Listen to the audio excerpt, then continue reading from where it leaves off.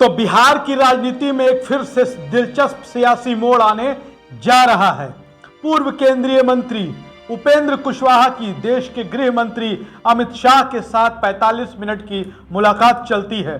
45 minute की इस मुलाकात में तय हो जाता है कि उपेंद्र कुशवाहा आने वाले लोकसभा चुनाव में क्या करेंगे।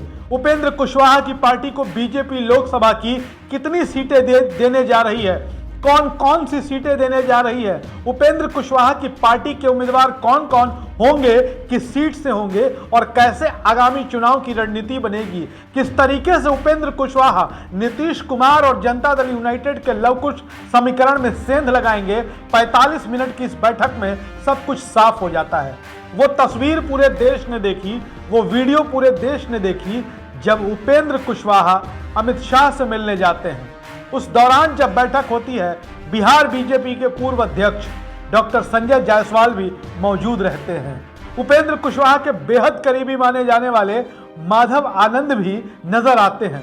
जो तस्वीर निकलकर सामने आती है, बेहद मुस्कुराहट भरे माहौल में इन नेताओं की बैठक होती है। अब यह बात भी सामने आने लगी है कि आने वाले लोकसभा चुनाव में उपेंद्र कुशवाहा क्या करेंगे। हालांकि अभी तक औपचारिक तौर पर उपेंद्र कुशवाहा की पार्टी राष्ट्रीय लोक जनता दल राष्ट्रीय जनतांत्रिक गठबंधन यानी एनडीए का हिस्सा तो नहीं बनी है, लेकिन अब यह भी नहीं कहा जा सकता कि उपेंद्र कुशवाहा एनडीए के साथ नहीं जाएंगे। दरअसल उपेंद्र कुशवाहा का बीजेपी के साथ गठबंधन में जाना तय माना जा रहा है। इसी के साथ काराकाट लोकसभा क्षेत्र से उपेंद्र कुशवाहा का चुनाव लड़ना भी तय माना जा रहा है। उपेंद्र कुशवाहा ने 5 सीटों पर अपनी दावेदारी पेश की है और उन्हें 3 सीटें एनडीए की ओर से पेशकश की जा सकती है। आपको बता दें कि 2014 का जब लोकसभा का चुनाव हुआ तो उपेंद्र कुशवाहा एनडीए के साथ मिलकर लड़ रहे थे। उनकी पार्टी थी राष्ट्रीय लोक समता पार्टी और राष्ट्रीय लोक समता पार्टी ने बीजेपी के साथ मिलकर चुनाव लड़ा। 3 लोकसभा की सीटें मिली और तीनों लोकसभा की सीटें उपेंद्र कुशवाहा की पार्टी जीत गई।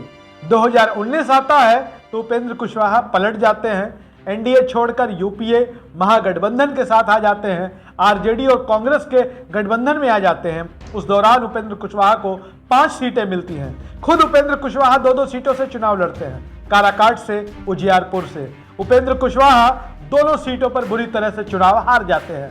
5 सीटों वाला उनका दावा तो ऐसा ही समाप्त हो जाता है। अब बिहार में भारतीय जनता पार्टी कितना भाव देती है उपेंद्र कुशवाहा को, यह बताने की जरूरत नहीं है।